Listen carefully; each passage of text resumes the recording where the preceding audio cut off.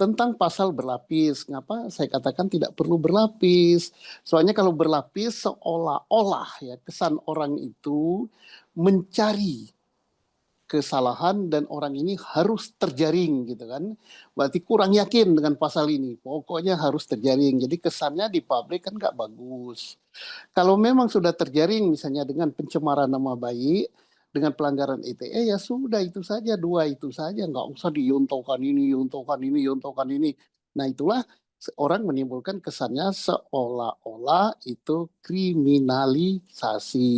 Ya ngapain banyak-banyak? Kalau satu atau dua pasal sudah cukup, ya demikian yakin ya cukup. Nah kalau misalnya banyak sekali dibuat lapisan-lapisan, sehingga publik beranggapan wah ini pasal pokoknya harus terjaring gitu kan.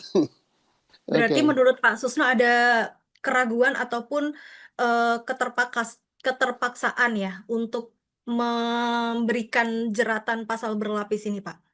Bukan menurut saya, tapi saya katakan tidak perlu berlapis-lapis. Kalau satu pasal cukup, ngapain harus 10 atau 12 pasal gitu kan. Mencapek-capeki pemeriksaan. Karena itu nanti kalau pasal itu disusun adalah berdasarkan ancaman hukuman yang diambil adalah hukuman yang terberat gitu. Tidak ditambah misalnya, oh pasal pencemaran nama baik-baik 3 tahun, pasal ITE-nya 2 tahun jadi 5, pasal sekian setahun jadi 6, pasal sekian tidak. Cara menghukum itu tidak seperti itu. Diambil pasal dengan ancaman hukuman yang tertinggi yang terbukti. Jadi enak kan masyarakat nilainya pun enak. Oh polisi nggak mencari-cari tapi berdasarkan ini gitu. Nah, kalau itu kan kayak oh kalau lepas dari ini yang ini, lepas dari yang ini yang ini. Nah, oke. Nah, kalau konsekuensinya sendiri bagaimana, Pak? Seperti misalkan konsekuensi hukum bagi tersangka ini karena dijerat pasal berlapis dan juga apakah bisa memperberat posisi mereka di persidangan nanti? Tidak gitu kan karena hakim kan mengambil kan pembuktiannya mulai pasal yang paling tinggi ancaman hukumannya. Kalau yang terbukti yang tinggi ya sudah terbukti ya yang lain sudah gitu. Satu. Yang kedua, perjalanan ini masih panjang gitu kan karena nanti apa yang disidik oleh Polri gitu kan belum tentu diterima oleh jaksa.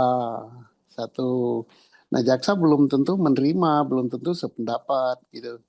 Tetapi kalau jaksa sependapat berarti jaksa dan Polri sudah satu arah gitu kan. Yang kedua masih ada upaya hukum para tersangka yang ditetapkan itu untuk melakukan upaya apa namanya pra peradilan. Karena sekarang kan penentuan tersangka itu bisa diperadilankan ya. Contohnya misalnya waktu siapa namanya yang kasus Cirebon itu ya Peggy atau siapa itu kan Ya. penentuan tersangkanya itu di pra peradilankan gitu kan. Kemudian juga pernah dulu kan ada pra peradilannya terhadap terstatus tersangka baik oleh KPK maupun oleh Polri itu tidak masalah. Jadi perjalanan ini masih panjang gitu kan.